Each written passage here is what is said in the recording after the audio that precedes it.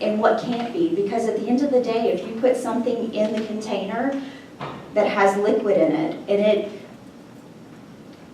changes the consistency of the paper, then that has ruined that material. So all this good effort, we're trying to increase it so that people know at the end of the day, how can we make this better? Because we all want to make it a better place.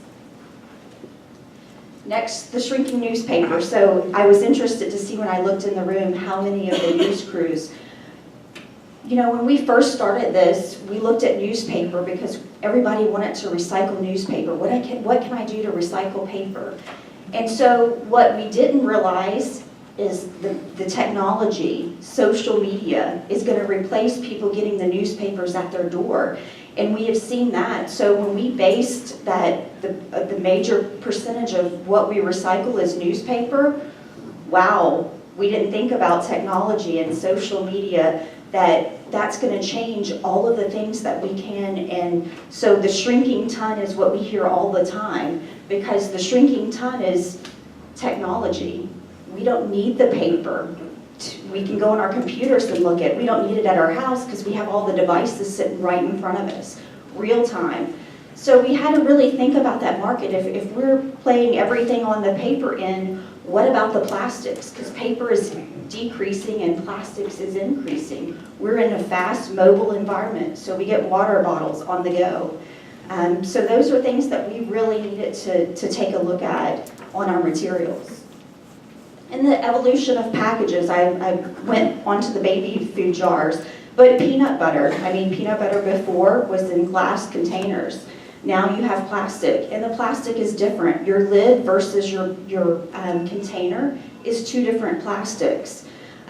From the detergents, if you would have told me 5 years ago I would have had a detergent in a package, or even your Cascade or something to that, I would have probably looked at you like, that sounds crazy. So we're trying to keep up as all of these changes are being made to products. Oh gosh, what do we do with this next? So from where we're sitting today, we're changing materials and adding materials. You know, next year we may have total different materials on the market that we're trying to figure out what to do with those materials. And then how is it affecting our consumers? So I talked about this a little bit before. We're finding that, you know, sometimes people get aggravated and say, well, this is just too difficult. Why should I recycle, or why should I do this? So we're just trying to make it easy. How do we get back down to the basics? How do we get the information out and the materials out so that at the end of the day we can get the paper, we can get the plastics, the cardboard, you know, malls. People are buying stuff off of online shops now. So they're getting these large boxes with their clothing items in it. Some actually send out bags as well, so that when they're shipped out, they're coming in bags. So how do we take those materials and let consumers know what to do with them, so at the end of the day, we're not turning all these materials and just putting them into the garbage, because there is an end market for cardboard. So it's just, how do we get that material out? And then simple messages. So back to the basics. We went back to the basics. It's the bottles, the cans. So aluminum cans, I always stick with this fact. How many days do you think, if you recycled an aluminum can today, would it go back on the shelf? Anybody have a guess? So if you recycled the aluminum Coke can today, how long before it could be a new aluminum can? 30 days. Anyone else? 6 months. It's 60 days. So it's pretty fast when you think about that, if you just did that one. But we're finding that the majority of those aren't even getting back on the shelf. And then keep food liquids out of things. So basically, you know, what that alludes to is if you leave, say, sour milk, the milk jug can be recycled. That's great, we want it. But if you leave half of it in there and you put it in your recycle container, it gets into the truck, and then it goes with everything else of those recyclable materials, we have a spoiled mess. So a lot of that material has to be tossed out. So it's just simple efforts of separating the materials and cleaning the material. It doesn't have to be squeaky clean. I had a customer tell me before, oh, I just run my stuff through the dishwasher and then I put it in my recycling container because they want it to conserve water. So everyone has different ways of cleaning stuff, but I thought that was an interesting one.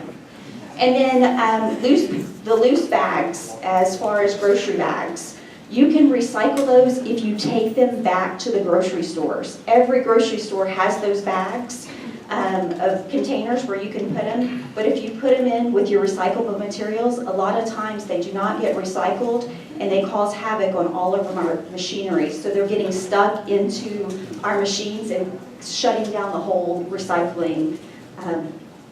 So I ask that, that's something that's definitely on our minds. So as I'm closing out, so 69% of the plastic bottles, so everyone in here has a plastic bottle, those are not getting recycled. 45% of the aluminum cans, almost 50%. The soggy items, going back to just spoiling things, and the loose plastic bags. So if you stick with those items, you've got the basics. And then this is just our message. We're asking, these are the things, the empty bottles, the cans, the paper, the cardboard, and then keep basically the plastic bags out of and the food items. And I'm running out of time, so I'm trying to speed through. One thing that we did find when we were surveying folks is they need to basically commit to a promise. So if it's at your home, at your business, or wherever, ask someone if they really want to recycle. They want to commit to a promise so that they will recycle. We have it on our website, Recycle Often, Recycle Right. It gives you an opportunity, so if there's questions that you don't know if there's something recyclable, you can go there and see the message. So thank you very much, and I appreciate your time.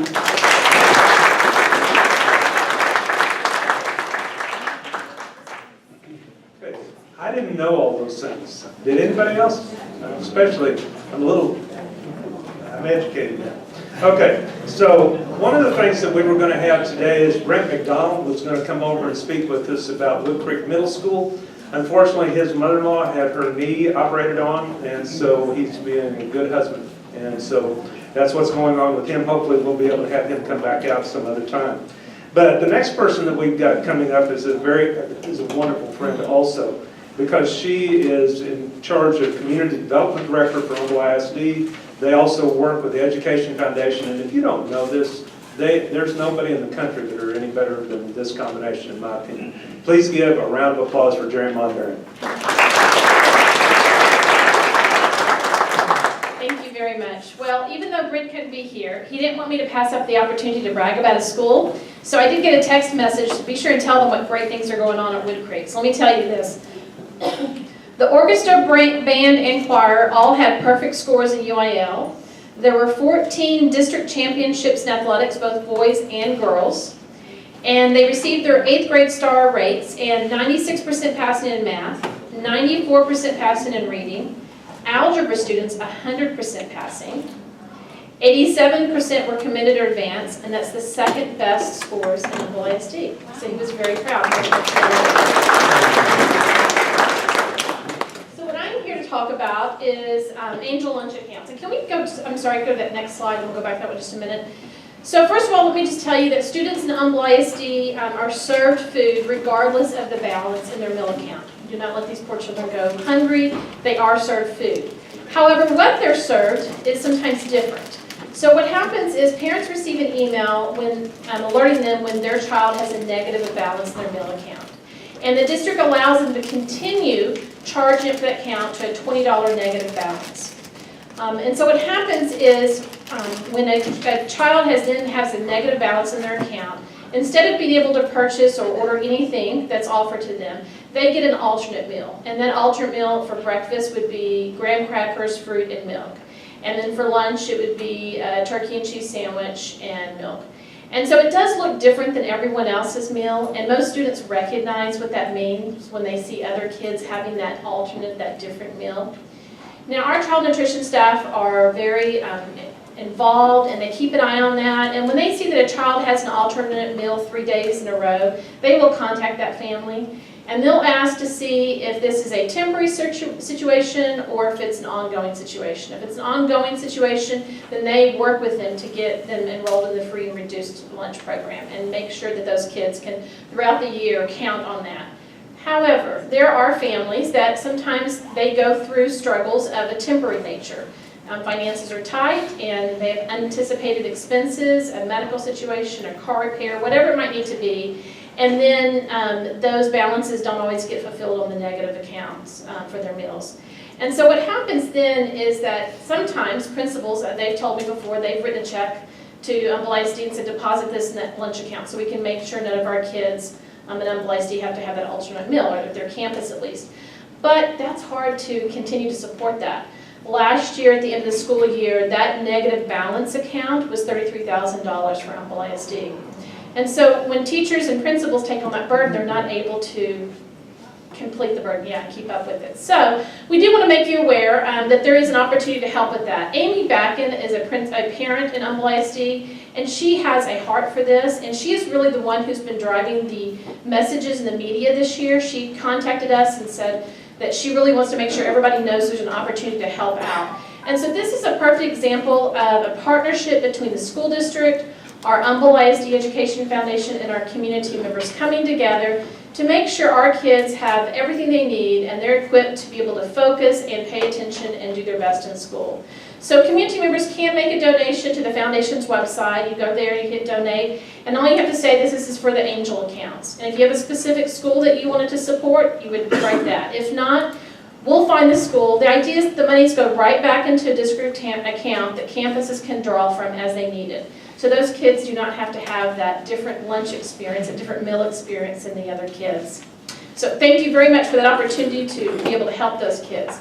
Can we go back to that first slide then? I do want to let you know about the summer nutrition program. We get a lot of questions about this. What happens in the summer for those kids? And so in Humble ISD, there are 4 locations with dates and service of when they will provide breakfast and lunch. And this is for kids of ages 1 year old to 18 years old. They do not have to be Humble ISD students. They show up and they will get a meal. So we're going to make sure that people know about this. This is on the homepage of the district's website. It is being sent out through campus communications to students.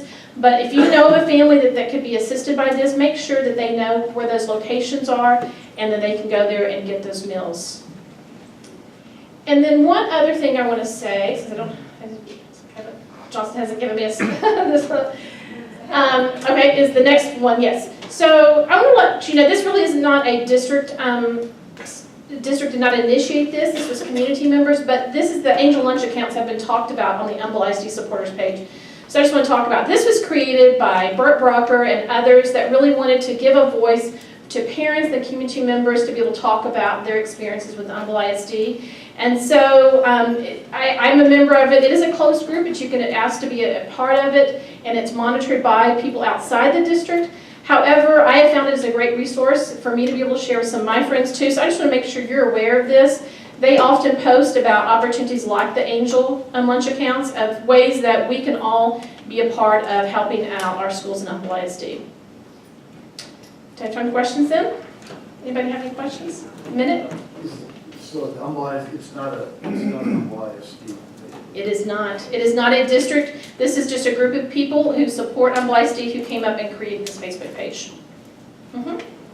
Sure. How many students in Humble are on free or reduced lunch? 37% of our students, and I can get you an exact number because we have about 42,000 kids. And that, no,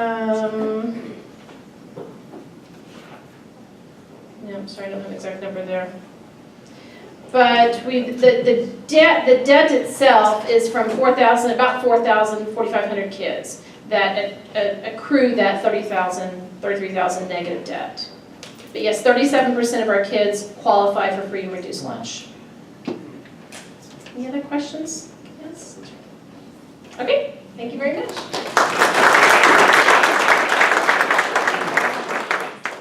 That touches your heart, doesn't it? It sure does. So, Garth and Liz, can y'all come up for a minute? And then, so let me talk about some other things before we get into the next segment. How many of you played or have ever played in the Summer Creek Booster Club golf tournament? Okay. So this year, they had it, in the past, they've had it for 8 years, and it's for the All Sports Boosters Club, and they don't have anything to do with this part. I'm just getting ready for the next part, just so you know. I don't think they're very good golfers, I think, is what I think. Anyway, okay. So, but one of the things that they did, and Coach Ford was being very, moving forward with this, they got to have the tournament at the golf club down here in Fall Creek this time, which was excellent. They had 100 players, which is about a 10% increase over the past, and they had about a 25% increase in profit on that. One of the things that's always been one of the things that I've dreamed of is for us to be able to really work in unison with the golf club. And now, since Doug Earl is on our board and he heads up the first tee, and now that they've got the golf tournament over there, we're going to be talking about some things to try and make that event something very, very special. They've got actually 2 courses that they could have, so they could have room for up to 200 and some players. So kind of keep that in mind for next June. So we were real excited about that. Also on your sheet, you notice that the Summer Creek BizCon, the next one's going to be September 14th, and then there's one in December 14th, and then the Atascocita City BizCon is going to be on June 15th.